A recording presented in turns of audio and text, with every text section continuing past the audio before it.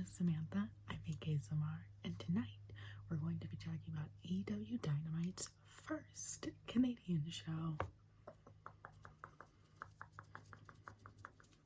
I would like to start off by apologizing in advance. They have been mowing the lawn all day, and they stopped, but I think that they just started again, so hopefully it's not too distracting to your relaxation and your sleep.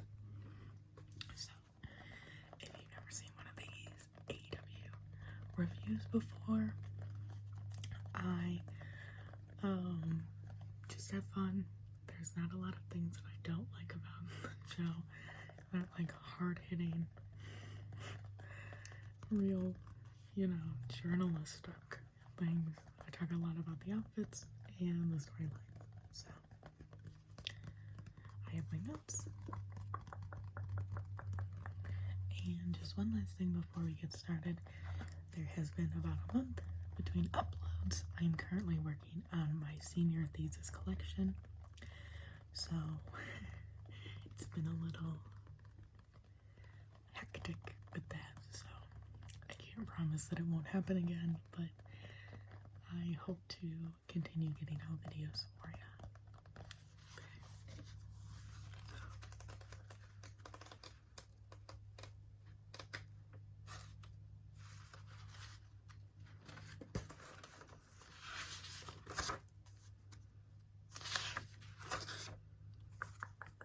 So, this is the October 12th, 2022 show.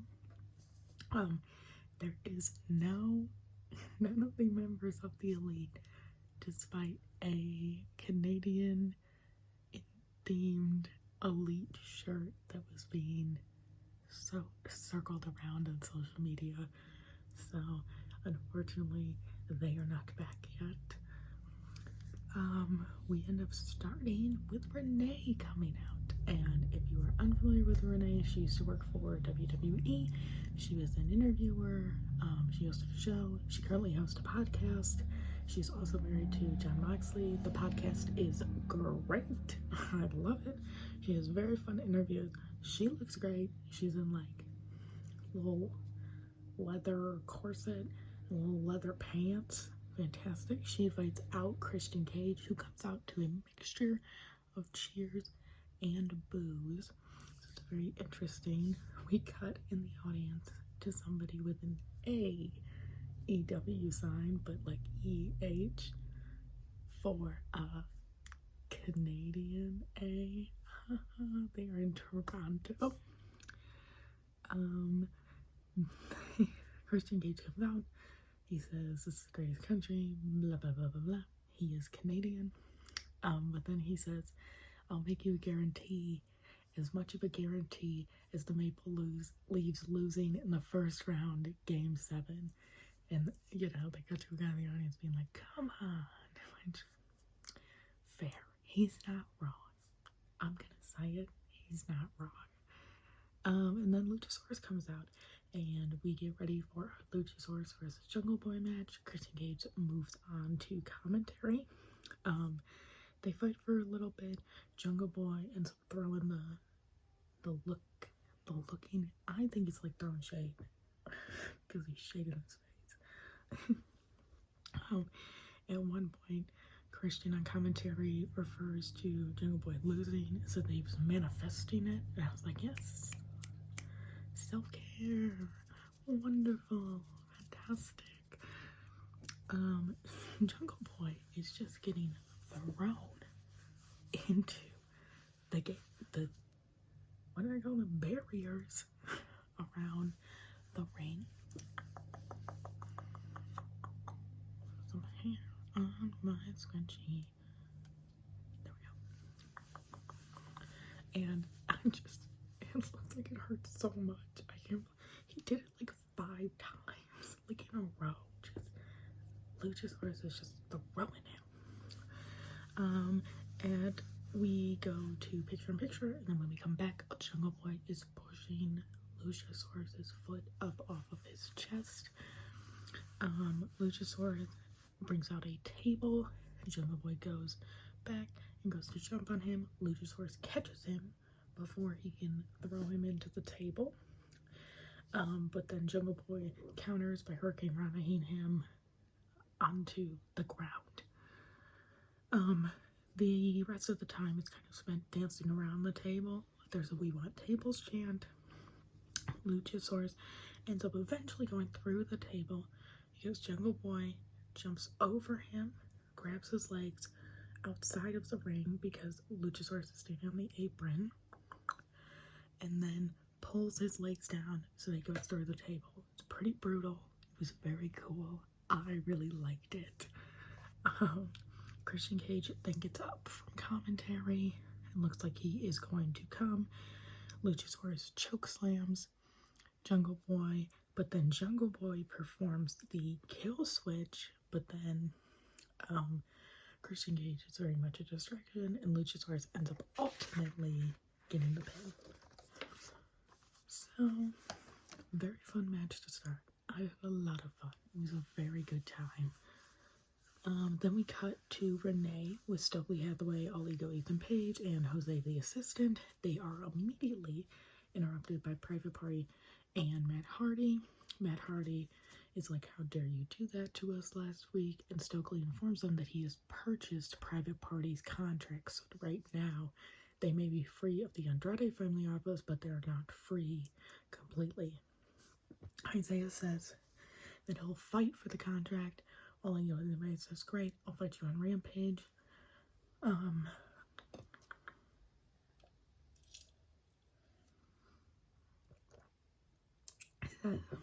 Fantastic, "I'll fight you on Rampage. If you win, you get your freedom, but if I win, we then get Matt Hardy's contract too." So will be very exciting to see what happens tomorrow night. Next, we have the Factory with Nick Camarado and QT Marshall versus Wardlow, which is Wardlow and Samoa Joe. I like seeing Nick Camarado. I love his outfits. They're awful, but in a very fun way that you can't hate on. He's dressed. Wardrobe comes out in matching red and black outfits, which I really liked. I really like Samoa Joe's little shorts. They're very cute. They also both look like, because they were red and black, they just looked very Harlequin-ish, which I love. We start, QT throws Aaron Solo at Wardlow and Samoa Joe. As a distraction, they immediately throw Aaron Solo out and then start punching. QT goes for a splash on Joe. Joe just takes one step and gets out of the way, which makes me laugh. That's hilarious. It's funny every time somebody just misses. I think it's a very human element, you know? There is a senton from Wardlow, which was crazy. Joe ends up putting Nick to sleep to win. Then Wardlow begins the Powerbomb Symphony. He gets one, but then that is interrupted by the Embassy coming out. Prince Nana is the first one talking, and then Brian Cage ends up taking over. They're mad because they interrupted FTR. They said, FTR isn't even here, are they? And of course, FTR's music hits, and they end up coming out. There's an FTR chant. It's very cute. Oh, okay. So here's where I got confused. Okay, so they go, I think we need to bring somebody else out. And they're like, who are we gonna bring out? They're like, he's a Canadian, or he's from Canada. I don't know. I think Canadian. He's a Canadian. They might have said, like, he's from Ottawa or something. I don't remember which. And then they go, you know, what time does Rampage comes on? And Cash goes, oh, is it 10? And I was confused because I was like, I think 10 lives in Michigan. And I was like, maybe he, like, is a Canadian and then just lives in Michigan now, so he doesn't have to, like, cross the border. And so I was like, what is happening? And then something comes, and it's like the perfect 10 athlete, and then it's revealed to be Shawn Spears, which I guess made sense because they referenced the Pinnacle, but the 10 thing wasn't clicking. It was a little confusing, but Shawn Spears is back.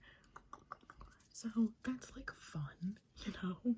It's very interesting to see the Pinnacle kind of outside of MJF. Which I think is interesting. I'm very excited and curious to see where it goes. So then Shawn Spears starts Aaron Solo back in the ring, and they perform the big rig on Aaron Solo, and the segment ends. So a little bit of confusion from my side.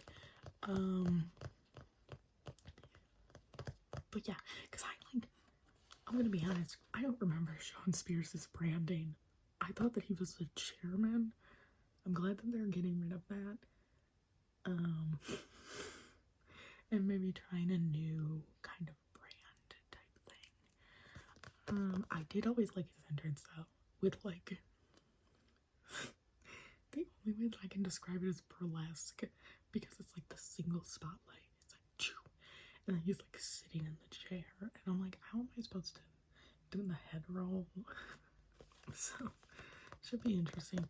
Then we got back to Angela Parker, Matt Menard, and Chris Jericho, who are standing backstage. They are getting interviewed about the Bryan Danielson match that Chris Jericho has coming up. And they say that they hate Bryan. Matt says that he hates Bryan because he's driven this wedge between them and Garcia. And then Angelo comes out and basically says, Garcia, come home. And then Jericho basically says, I hate that I have to fight Daniel Garcia or whatever, because he's like my little brother, which Chris Jericho is 51 years old. Daniel Garcia is 24. I know that he can't say that he's his dad because, like, Matt and Angelo are his dads, but maybe, like, he's your nephew. I just feel like that's a pretty big age gap between y'all to be like, that is my little brother. So that just made me laugh because I was like, what are you talking about? No, he's not. The guys are very, very different ages.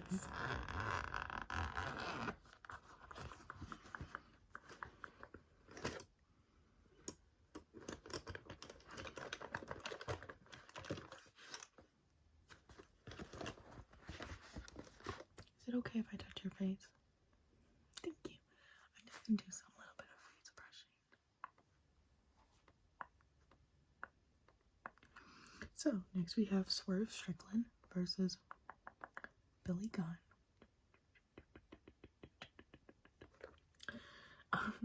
When Swerve came out, everyone goes, oh, so he's dreaming, which made me laugh a lot. Because one, she's not wrong. That's just right. Correct. We end up getting a rap from the Acclaimed because they accompany Billy Gunn to the ring.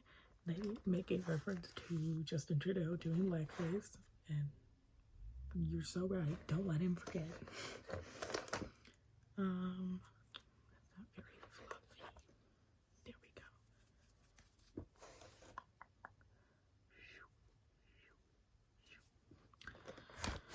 So, I couldn't pay attention to the match because early on,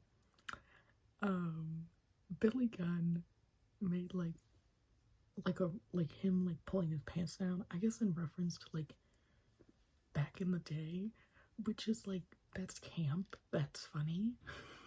But then he did it again, and I was so scared. I was like, please don't take your pants off, sir. Please don't take your pants off. That's just, please don't take your pants off. There. But it's a pretty good match. It's pretty fun. Billy ends up kicking out of the Swerve stomp. And then ends up stealing a win. The Acclaimed come out because he unfairly hooked his legs onto the ropes to give him more pressure to keep Billy Gunn's shoulders down on the mat. And the Acclaimed is about to do a group scissor, and then Mark comes out and says, "You better not be scissoring out here." Just fantastic. I love when these parts come on and I get to explain to my roommates what is happening.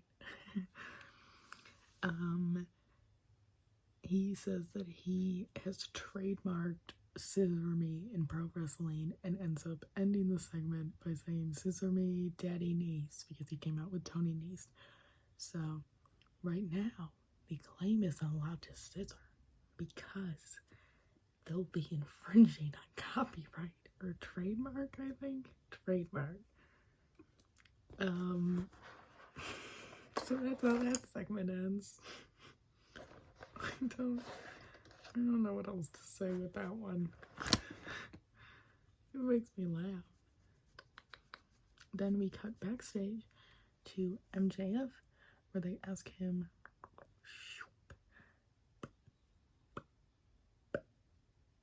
about Wheeler Yuta and about William Regal. Stokely immediately interrupts. He's like, hey, and MJF is upset because he did not tell him last week to come out. He said, "Don't ever do that again. You're being put in timeout," and then refers to himself as daddy like 3 times, just in case you're really looking for the flow of the conversation. He said, "I did not inquire you to," which just made me laugh. Inquire is a very good word. I think it's a trigger word. Inquire. Then he refers to William Regal as Willie and says that they have a dark past together. So I am very excited for that to be revealed. I love drama. He then says about Wheeler Yuta, maybe he was about to shake his hand. He had to really look himself in the mirror and figure out if he wanted to. But then he said that he wakes up every day and he punches his reflection because he has to be the bad guy, because he learned long ago that nice guys finish last. So he's really in his Joker era, I think. He's having a little bit of a tough time. Next, we get to Jon Moxley, who comes out into the ring to deliver a big promo. He's wearing a flannel around his waist. Yes. Layering king. He said a lot of people want this title that I have, but they can't handle it. They all eventually crumble, some faster than others. Shade. Then out comes Hangman in the outfit of the night. The outfit of the night. Oh, okay. His yellow buckshot lariat shirt, light washed jeans, fringe down the side, gold and silver stars all over the jeans, with matching gold and silver trim hanging off of the stars, with his little boots. So, outfit of the night, he wins. He holds out his hand. Max gives him the mic. We cut to MJF in the rafters, which they shine a spotlight on. And honestly, it distracts the entire crowd. Hangman has to reel him back in to be like, he can watch whatever he wants with his little chip. It's not gonna matter. He says, I respect you, but I really don't appreciate last week when you called me a kid. Do I look like a kid to you? Which also made me laugh because I think that Jon Moxley's maybe 4 years older than Hangman and Page. I don't know what is with these men and not being able to get a correct amount of age distance. He says, I'm anxious, I'm depressed, the medicine is not working, but I am still here, which is such a serve. It's fantastic. He says, I am a man and I will be treated like it. He punches himself in the head a few times to the point where it is red, and they kind of go their separate ways. Mox seems very happy because he's getting the anger out of him that he was looking for. Next, we have Bryan Danielson versus Chris Jericho for the Ring of Honor World Championship. So they cut off Judas at the beginning, and changed it to Lionheart music so people don't get to sing. We're coming back to that.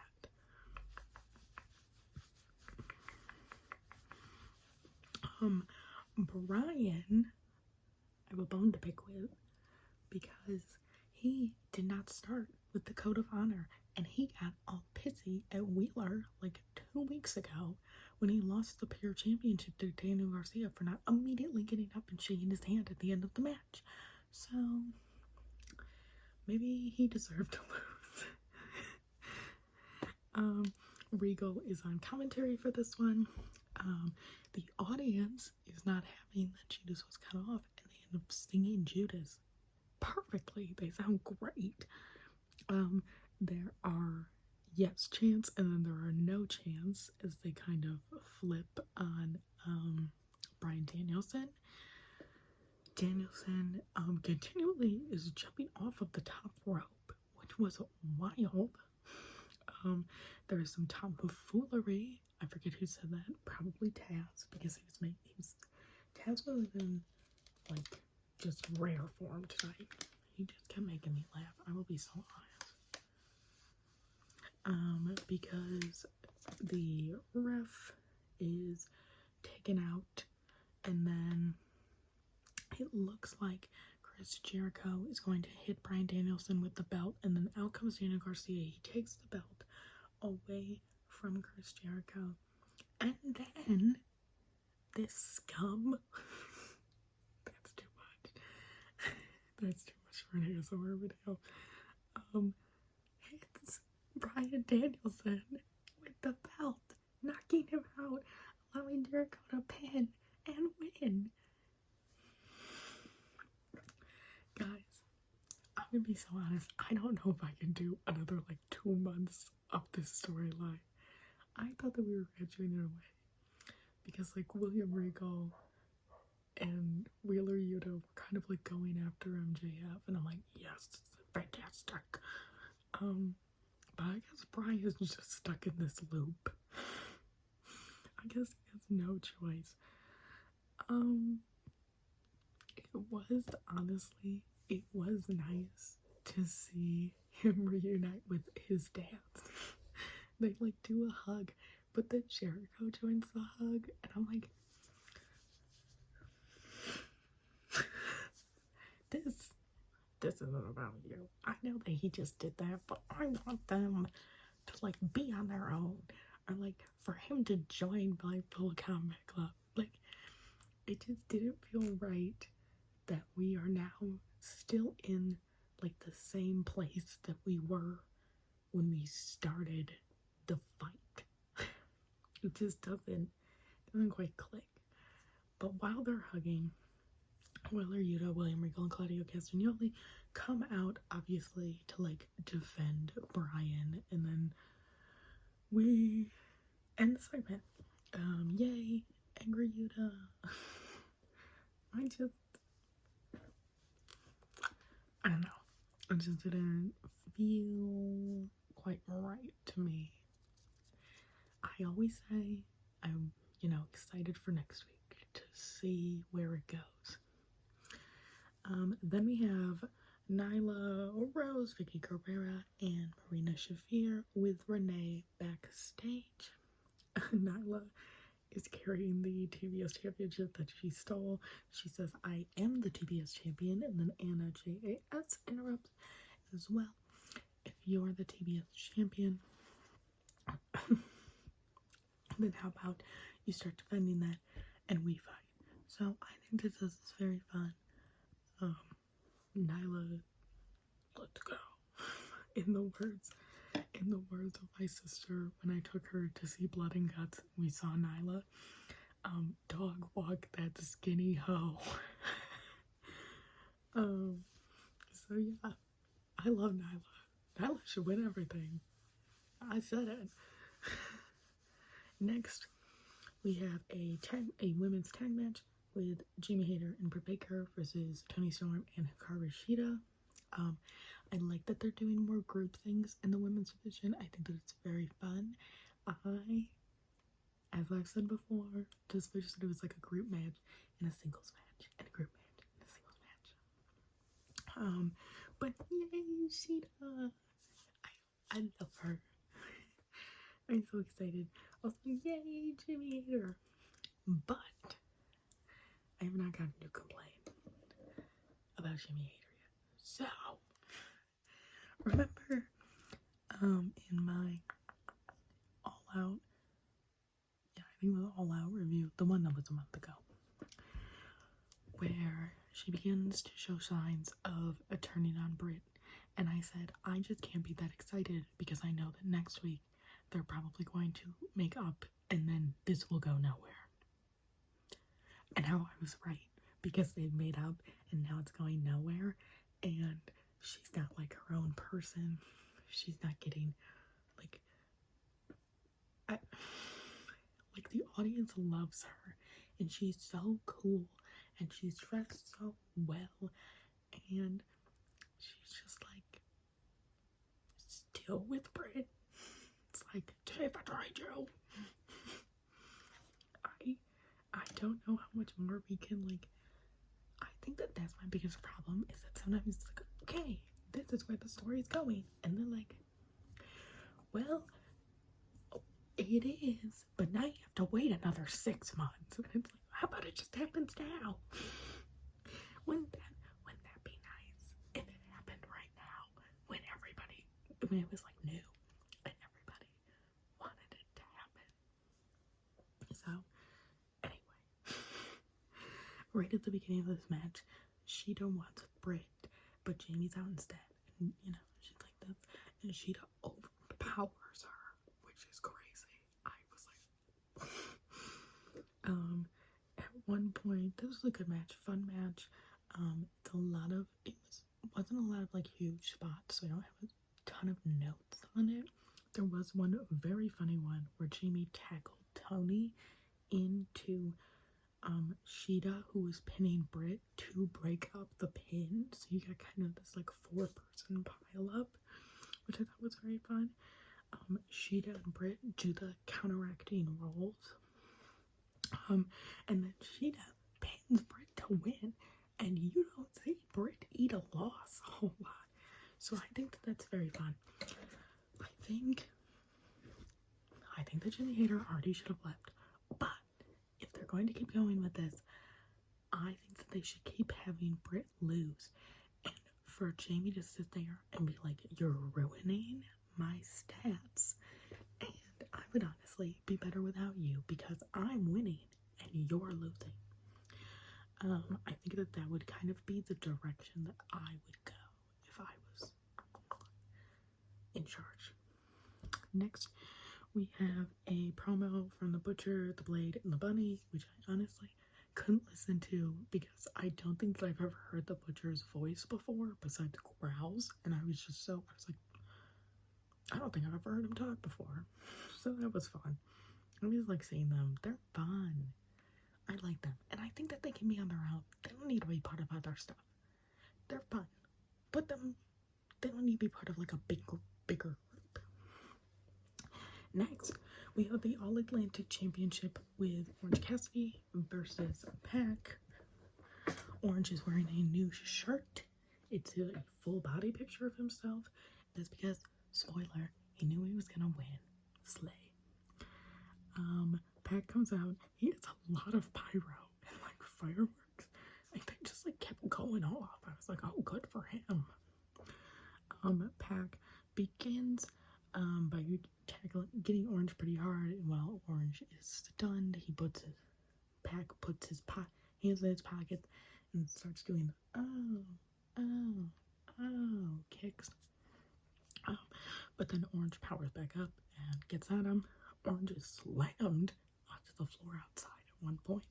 He is then dragged up the ramp and tombstone pile drived onto the top of the ramp. Pac then runs back to the ring and tells the ref to start counting. He almost gets a 10, but luckily Orange Cassidy makes it back into the ring in time. Pac once again going for that ring bell hammer, but Bryce Slay stops it. He then goes again for the hammer, and this time Danhausen interrupts by taking off. He is dressed as a crew member. He then takes off a hat, a bandana, a mask, and a wig. And I love a reveal where, like, it's Danhausen. We can see the top half of his face. But there's still like 2 more things to take off. I thought it was funny. With that kind of interruption, Orange Cassidy is able to DDT Pac on the outside and then pull him into the ring and then DDT him one more time in the ring. That's that really fun move that looks like they're swing dancing. He hits the orange punch. There is a kick out, then a beach break on the outside.